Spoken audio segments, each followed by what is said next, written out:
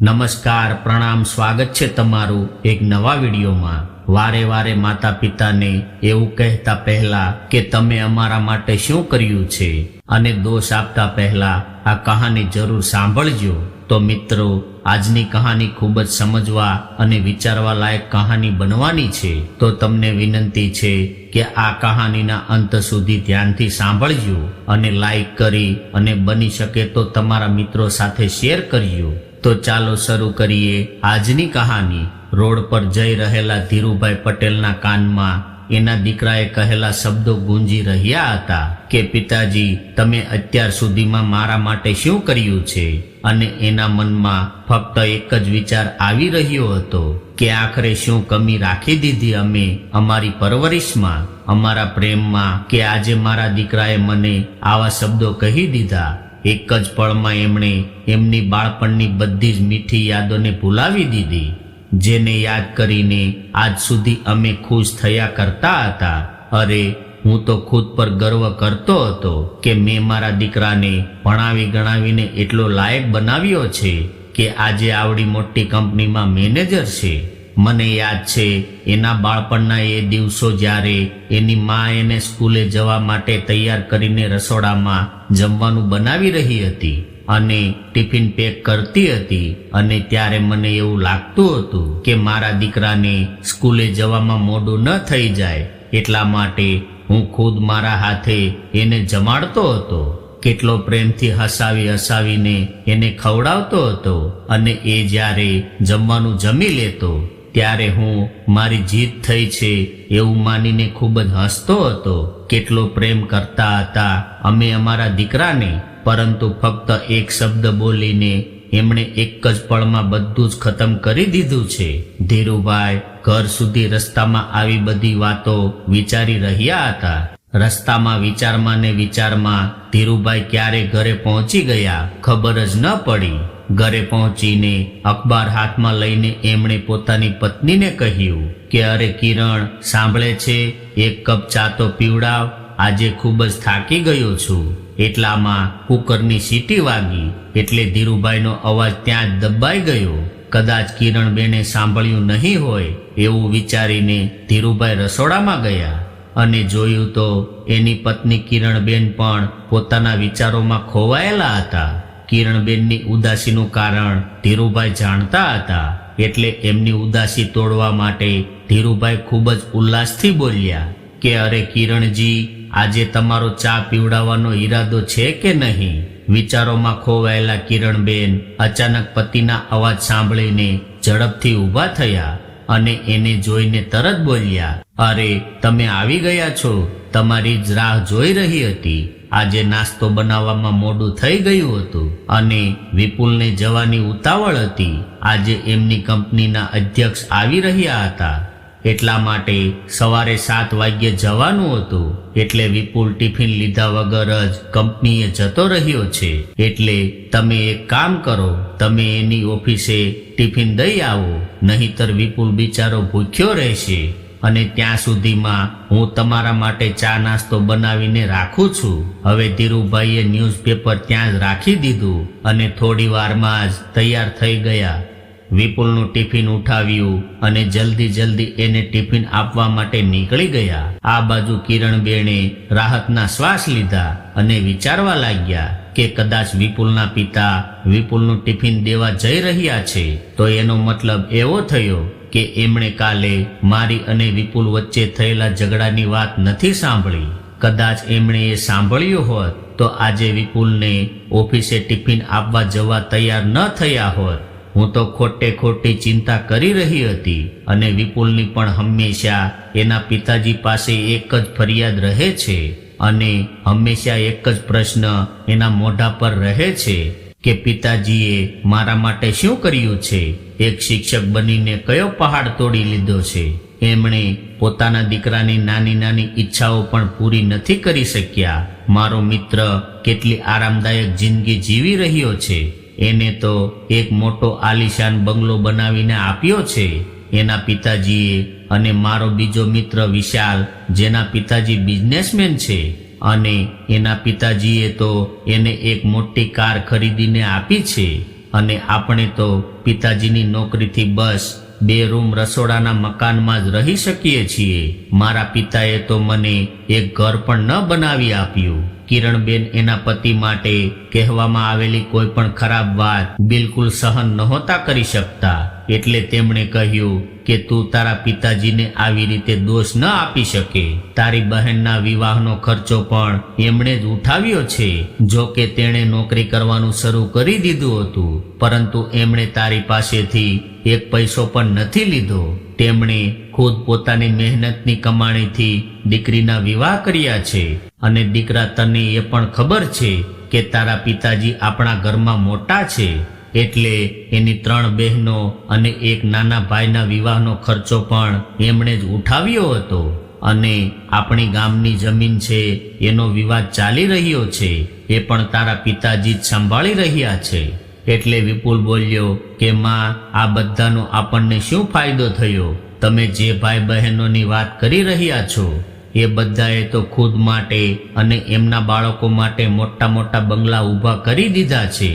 એમણે તો ક્યારેય એવું નથી વિચાર્યું કે એના મોટા ભાઈએ એના માટે આટલા બધા કષ્ટ ઉઠાવ્યા છે, એને એક નાનું એવું મકાન બનાવી આપીએ. શું એ લોકોની એવી ફરજ નથી બનતી કે અમે અમારા મોટા ભાઈ માટે પણ એકાદ મકાન બનાવી આપીએ? પોતાના દીકરાના મોઢેથી એના પિતા માટે આવી અપમાનજનક વાતો સાંભળીને કિરણબેનની આંખોમાં આંસુ આવી ગયા અને વિચારવા લાગ્યા કે હવે તને શું બતાવું દીકરા, તું અમારા દ્વારા જન્મ લઈને મોટો થયો છો અને તને મોટો કરવામાં, તને ભણાવવા ગણાવવામાં, તને એટલો લાયક બનાવવામાં અમે કેટલી તકલીફો સહન કરી છે. આજકાલના બાળકો શું જાણે માતા પિતાના સિદ્ધાંતો અને એમના કર્તવ્ય વિશે? હવે પોતાની આંખોના આંસુ લૂછીને કિરણબેન બોલ્યા કે બેટા, હું તો કેવળ એટલું જ જાણું છું કે તારા પિતાજીએ જીવનભર એમનું કર્તવ્ય નિભાવ્યું છે. એમણે ક્યારેય પોતાના ભાઈ બહેનો પાસેથી કોઈ આશા રાખી નથી અને એમણે તો તારી પાસે પણ ક્યારેય કંઈ નથી માંગ્યું. એટલે વિપુલ બોલ્યો, ઠીક છે, પિતાજીએ જે કર્યું એ કર્યું, પરંતુ કમસે કમ જ્યારે તેઓ હજારો બાળકોને ભણાવતા હતા ત્યારે તો એની પાસેથી ફી લઈ શકતા હતા. કદાચ એ સમયે તેમણે પોતાના બાળકો વિશે થોડું વિચાર્યું હોત તો આજે આપણું રહેન સહેન પણ મારા મિત્રો જેવું હોત. આજકાલના શિક્ષકોને જુઓ, મોટા મોટા બંગલા ઊભા કર્યા છે અને શાનદાર ગાડીઓમાં ફરે છે. એટલે કિરણબેન બોલ્યા કે તારી વાત સાચી છે દીકરા, પરંતુ તારા પિતાજીના અમુક સિદ્ધાંતો હતા. એમના માટે શિક્ષાનું મહત્વ વ્યવસાય કરતા વધારે હતું અને એના આવા સિદ્ધાંતોના લીધે જ તેમને આટલી બધી પ્રસિદ્ધિ મળી હતી, કેટલા બધા પુરસ્કાર મળ્યા હતા અને કેટલી બધી ઇજ્જત કરવામાં આવતી હતી. પરંતુ આ બધી વાતો તારી કલ્પનાથી ઉપર છે, તું આ બધું નહીં સમજી શકે. એટલે વિપુલ નારાજ થઈને કહેવા લાગ્યો કે શું કરવા એવા પુરસ્કારોને?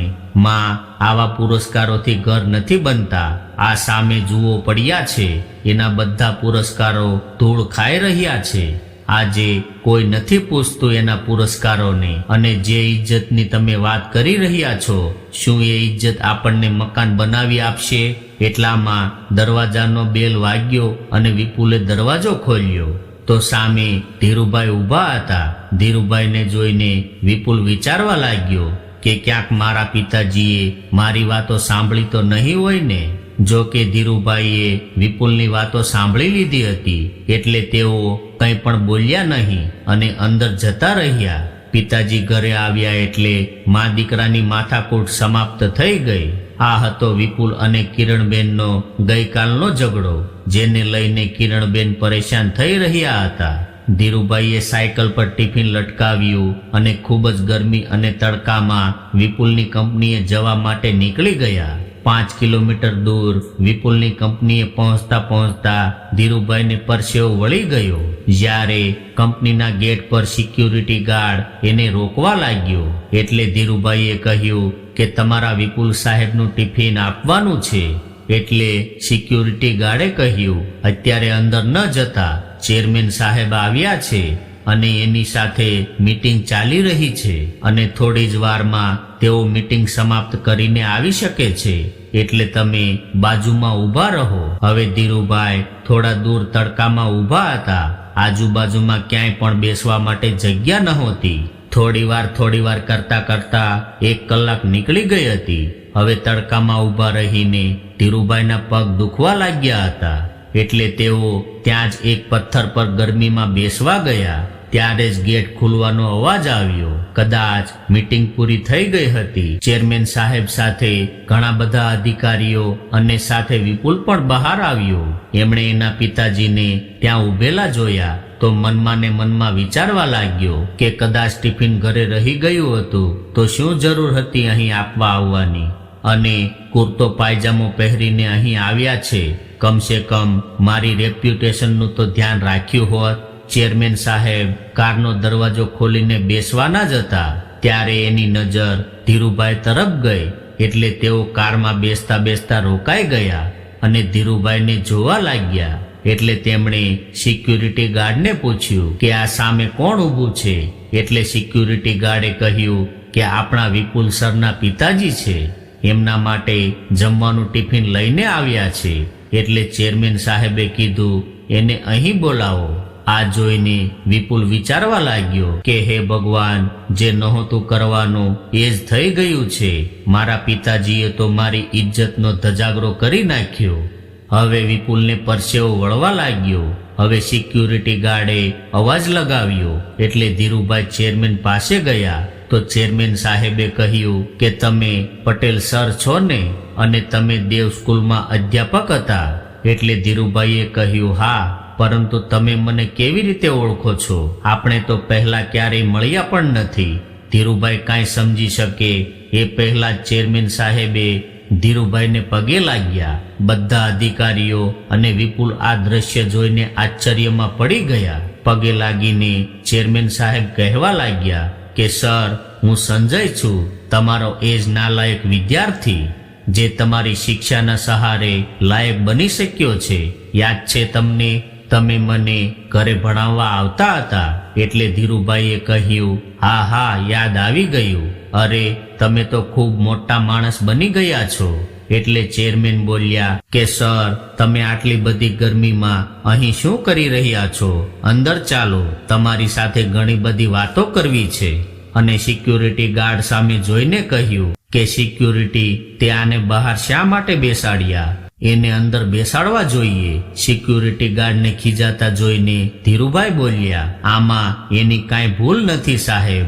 અંદર તમારી મીટિંગ ચાલી રહી હતી અને તમને તકલીફ ન પડે એટલા માટે હું ખુદ બહાર ઊભો હતો.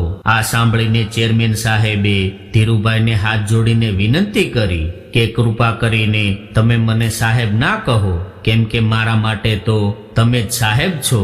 આ બધું જોઈને વિપુલ હેરાન રહી ગયો. હવે ચેરમેન સાહેબે ધીરુભાઈનો હાથ પકડ્યો અને એની આલિશાન ઓફિસમાં લઈ ગયા. ઓફિસમાં જઈને ચેરમેન સાહેબે પોતાની ખુરશી ધીરુભાઈ તરફ કરીને કહ્યું કે તમે અહીં બેસો સાહેબ. એટલે ધીરુભાઈ બોલ્યા નહીં નહીં, આ ખુરશી તમારી છે, એટલે હું એ સ્થાન પર ન બેસી શકું. ત્યારે ચેરમેને કહ્યું કે આ ખુરશી અને આ હોદ્દો મને તમારા લીધે જ મળ્યો છે, એટલે આ ખુરશી પર બેસવાનો પહેલો હક તમારો છે. હવે ચેરમેન સાહેબે જબરજસ્તી કરીને ધીરુભાઈને એની ખુરશી પર બેસાડ્યા. વિપુલ અને ચેરમેન સાહેબનો આસિસ્ટન્ટ આ દ્રશ્ય ખૂબ જ હેરાનીથી જોઈ રહ્યા હતા. વિપુલ અને એના આસિસ્ટન્ટને કહ્યું કે તમને લોકોને ખબર નહીં હોય કે કદાચ પટેલ સર ન હોત તો આજે આ કંપની પણ ન બની હોત અને હું મારા પિતાજીની અનાજની દુકાન સંભાળતો હોત. ભણવાના સમયે હું ક્યારેય ટાઈમસર સ્કૂલે ગયો નહોતો. હું ખૂબ જ તોફાની વિદ્યાર્થી હતો. જેમ તેમ કરીને મને 9મા ધોરણ સુધી પહોંચાડવામાં આવ્યો. શહેરની સૌથી સારી સ્કૂલમાં મારું એડમિશન કરાવ્યું, પરંતુ ભણવામાં મારું ધ્યાન ક્યારેય નહોતું લાગ્યું. અને હું એક અમીર બાપનો દીકરો હતો, એટલે આખો દિવસ મોજ મસ્તી અને મારપીટ કરવાનું અને ભણવા જવાનું નામ દઈને મૂવી જોવા જવાનું, આ બધો મારો શોખ હતો. મારી માને આ બધું પસંદ નહોતું. અને એ સમયે પટેલ સર ખૂબ જ અનુશાસક અને સર્વશ્રેષ્ઠ શિક્ષકના રૂપમાં ખૂબ જ પ્રસિદ્ધ હતા. એટલે મારી માએ એમની પાસે મને ભણાવવાનું નક્કી કર્યું. અને જ્યારે પટેલ સર પાસે ગયા તો પટેલ સરના નાના એવા ઘરમાં બેસવા માટે પણ જગ્યા નહોતી. એટલા માટે પટેલ સાહેબે મને ભણાવવા માટે ના પાડી. ત્યારે મારી માએ ખૂબ જ વિનંતી કરી અને અમારી ઘરે આવીને ભણાવવા માટે કહ્યું. અને તમે જેટલા કહેશો એટલા રૂપિયા આપીશું એવું પણ કહ્યું. ત્યારે સાહેબે પૈસા લેવાની ના પાડી દીધી. અને ઘણી બધી વિનંતી કર્યા બાદ પટેલ સાહેબ મારા ઘરે આવીને મને ભણાવવા માટે તૈયાર થયા. પહેલા દિવસે સાહેબ જ્યારે મારા ઘરે આવ્યા એટલે હું હંમેશાની જેમ તોફાન કરવા લાગ્યો. આ જોઈને સાહેબે મને સારી રીતે માર માર્યો અને એ મારની અસર એવી થઈ કે હું ચૂપચાપ બેસવા લાગ્યો. ત્યારબાદ મને ભણવામાં આનંદ આવવા લાગ્યો અને ત્યારબાદ મને ભણવા સિવાય બીજું કાંઈ ગમતું નહોતું. સાહેબ એટલું સારું ભણાવતા હતા. અંગ્રેજી, ગણિત, વિજ્ઞાન જેવા વિષય જે મને ખૂબ જ કઠિન લાગતા હતા એ પણ ખૂબ જ સરળ લાગવા લાગ્યા. ત્યારબાદ તો મને ભણતર સાથે પ્રેમ થઈ ગયો અને ક્યારેક ક્યારેક સાહેબ ઘરે આવતા નહીં તો હું પરેશાન થઈ જતો અને 9મા ધોરણમાં હું બીજા નંબર પર આવ્યો. આ જોઈને મારા માતા પિતા ખૂબ જ રાજી થયા. ત્યારબાદ 10મા ધોરણમાં મેં મારું ક્લાસીસ છોડી દીધું અને ફક્ત પટેલ સાહેબ પાસે ભણવા લાગ્યો. પરંતુ હજુ સુધી પટેલ સાહેબે અમારી પાસે ફીનો એક પણ પૈસો નહોતો લીધો. ત્યારબાદ હું મારા માતા પિતા સાથે સાહેબના ઘરે 1 લાખ રૂપિયાનો ચેક લઈને ગયા. પરંતુ સાહેબે એ ચેક ના લીધો અને એ સમયે સાહેબ જે બોલ્યા હતા એ આજે પણ મને યાદ છે. તેઓ એવું બોલ્યા હતા કે મેં કાંઈ નથી કર્યું. તમારો દીકરો તો પહેલાથી જ બુદ્ધિમાન હતો. મેં તો ફક્ત એને રસ્તો બતાવ્યો છે. અને બીજી વાત કે હું મારું જ્ઞાન વેચતો નથી, આપું છું. ત્યારબાદ મેં પટેલ સાહેબના માર્ગદર્શનથી જ મારું ગ્રેજ્યુએશન પૂર્ણ કર્યું અને ત્યારબાદ આપણા શહેરમાં જ આ કંપની શરૂ કરી. એક પથ્થરને પટેલ સાહેબે હીરો બનાવ્યો છે. અને ફક્ત હું જ નહીં પરંતુ સાહેબે તો મારા જેવા ઘણા બધા હીરા બનાવ્યા છે. આટલું કહીને ચેરમેન સાહેબ ધીરુભાઈના પગે લાગ્યા અને પ્રણામ કર્યા. ત્યારબાદ ચેરમેનની આંખમાં આંસુ આવી ગયા કે એક વાત અદ્ભુત હતી કે બહાર શિક્ષણના વેપારની બજાર લાગી હતી પરંતુ સાહેબે એક પણ રૂપિયો ન લઈને હજારો વિદ્યાર્થીઓને ભણાવ્યા છે. ધીરુભાઈ તરફ જોઈને ચેરમેનના આસિસ્ટન્ટે કહ્યું કે વાહ સાહેબ, તમારા આદર્શોને નમન છે. એટલે ચેરમેને કહ્યું કે અરે મારા પટેલ સાહેબ તો એના સિદ્ધાંતોના પાક્કા છે અને એ તો પૈસા અને માન સન્માનના ભૂખ્યા પણ નથી. વિદ્યાર્થીનું ભલું થાય એ જ એકમાત્ર ઉદ્દેશ્ય હતો. અને આવા જ હતા મારા પિતાજી, પોતાના સિદ્ધાંતો પર અડગ રહેવા વાળા. તેઓ પણ એવું માનતા હતા કે એક સમય ભૂખ્યા રહી લેશું પરંતુ અનાજમાં ભેળસેળ કરીને નહીં વેચીએ. અને આ એના જીવનના તત્વ હતા અને એમણે જીવનભર એમનું પાલન કર્યું, ઈમાનદારીથી વેપાર કર્યો અને એનો ફાયદો આજે મારા ભાઈઓને મળી રહ્યો છે. ઘણીવાર સુધી કોઈ કાંઈ બોલ્યું નહીં. ત્યારે ફરીથી ચેરમેને ધીરુભાઈને કહ્યું કે હવે તમે મકાન બદલી દીધું કે એ જ જૂના ઘરમાં રહો છો? ત્યારે ધીરુભાઈના બદલે વિપુલે જવાબ આપ્યો અને વિપુલના જવાબમાં પિતાજી પ્રત્યે છુપાયેલી નારાજગી ચેરમેન સાહેબ સમજી ગયા અને કહેવા લાગ્યા કે સાહેબ, તમે જે ઉપકાર મારી ઉપર કર્યા છે એનો બદલો તો હું ક્યારેય નહીં ચૂકવી શકું. પરંતુ તો પણ આજે હું તમને ગુરુ દક્ષિણા આપવા માંગુ છું. પ્લીઝ ના નહીં પાડતા. અને આ શહેરમાં જ મેં થોડા બંગલા ખરીદી રાખ્યા છે. એમાંથી એક બંગલો હું આજે તમારા નામે કરી રહ્યો છું. એટલે ધીરુભાઈ આશ્ચર્યચકિત થઈને કહેવા લાગ્યા કે નહીં, આવડી મોટી ગુરુ દક્ષિણા નથી જોઈતી મારે. ત્યારે ચેરમેને ધીરુભાઈના હાથ પકડી લીધા અને કહેવા લાગ્યા કે આજે ના નહીં પાડતા અને મને માફ કરજો કે કામની વ્યવસ્થાના કારણે મારે તમને ગુરુ દક્ષિણા આપવામાં ઘણું મોડું થઈ ગયું છે. ત્યારબાદ ચેરમેન સાહેબે બધા માટે ચા મંગાવી. ધીરુભાઈ સાથે ઘણી બધી વાતો કરી અને એમના ચરણ સ્પર્શ કરીને આદર સહિત એને વિદાય કર્યા. હવે ધીરુભાઈ જતા રહ્યા એટલે ચેરમેન સાહેબે વિપુલને પૂછ્યું કે વિપુલ, તારા વિવાહ થઈ ગયા છે કે બાકી છે? એટલે વિપુલે કહ્યું કે નહીં સાહેબ, વિવાહની વાત પાકી છે, પરંતુ જ્યાં સુધી રહેવા માટે સારું ઘર નહીં ખરીદો ત્યાં સુધી વિવાહ નહીં થઈ શકે. આવી શરત મારા સસુરજીએ મૂકી છે. એમણે હજુ સુધી મારા વિવાહની તારીખ નક્કી નથી કરી, એટલે વિવાહ માટે કોઈ જગ્યા ફિક્સ નથી કરી. ત્યારે ચેરમેન શ્રીએ ફોન ઉપાડ્યો અને કોઈ સાથે વાત કરવા લાગ્યા. થોડી વાર બાદ સમાધાનકારક ચહેરા સાથે ફોન નીચે મૂકીને ધીમેથી બોલ્યા કે હવે ચિંતાની કોઈ વાત નથી. તારા વિવાહનું ગાર્ડન બુક થઈ ગયું છે અને એ ગાર્ડનનું નામ છે હેરિટેજ ફાર્મ. હવે આ ફાર્મનું નામ સાંભળીને વિપુલ ચોંકી ગયો અને કહેવા લાગ્યો કે સર, એ ફાર્મ તો ખૂબ જ મોંઘું છે. એટલે ચેરમેન સાહેબે કહ્યું કે તારે ક્યાં પૈસા ચૂકવવા છે? પટેલ સાહેબના બધા જ વિદ્યાર્થીઓ સાહેબ માટે કંઈ પણ કરી શકે છે. પટેલ સાહેબ ફક્ત એકવાર કહી દે એટલી જ વાર છે. પરંતુ મને ખબર છે કે સાહેબ સિદ્ધાંતવાદી પુરુષ છે, એ એવું ક્યારેય નહીં કહે. અને હા, એ ફાર્મનો માલિક પણ પટેલ સાહેબનો જ વિદ્યાર્થી છે. એમણે ફક્ત ફાર્મ જ નહીં પરંતુ વિવાહનો સંપૂર્ણ ખર્ચો ઉઠાવવાની જવાબદારી પણ લીધી છે, અને એ પણ રાજી ખુશીથી. એટલે તમે ફક્ત તારીખ જણાવજો, બાકી બધું અમે સંભાળી લઈશું. આ સાંભળીને વિપુલ હાથ જોડીને ખૂબ ખૂબ ધન્યવાદ આપવા લાગ્યો. એટલે ચેરમેન સાહેબે કહ્યું કે ધન્યવાદ મને નહીં વિપુલ, તારા પિતાજીને આપ, કારણ કે આ બધું એના સિદ્ધાંતોનું પરિણામ છે. અને મને એક વચન આપ કે પટેલ સાહેબને એના અંતિમ શ્વાસ સુધી તું તારાથી અલગ નહીં કરે, એને કોઈ પણ પ્રકારનું દુઃખ ન થવા દેતો. મને જ્યારે ખબર પડશે કે તું એને પરેશાન કરી રહ્યો છો ત્યારે હું મારી કંપનીમાંથી તો તને કાઢી મૂકીશ, પરંતુ આ શહેરમાં કોઈ પણ જગ્યાએ નોકરી કરવા લાયક નહીં રહેવા દઉં. એટલે વિપુલે કહ્યું, નહીં સર, હું વચન આપું છું કે એવું કંઈ પણ નહીં કરું. હવે સાંજે જ્યારે વિપુલ ઘરે આવ્યો ત્યારે ધીરુભાઈ પુસ્તક વાંચી રહ્યા હતા. કિરણબેન એની બાજુમાં બેઠા બેઠા ઘઉં સાફ કરી રહ્યા હતા. ઘરે આવીને વિપુલે પોતાનો બેગ મૂક્યો અને ધીરુભાઈના પગ પકડીને કહેવા લાગ્યો કે પિતાજી, મારાથી ખૂબ મોટી ભૂલ થઈ ગઈ છે. હું તમને આજ સુધી ખોટો સમજતો રહ્યો. મને ખબર નહોતી કે તમારા સિદ્ધાંતોનું આટલું બધું મહત્વ હશે, તમારું વ્યક્તિત્વ આટલું બધું મોટું છે, એ આજે મને ખબર પડી છે.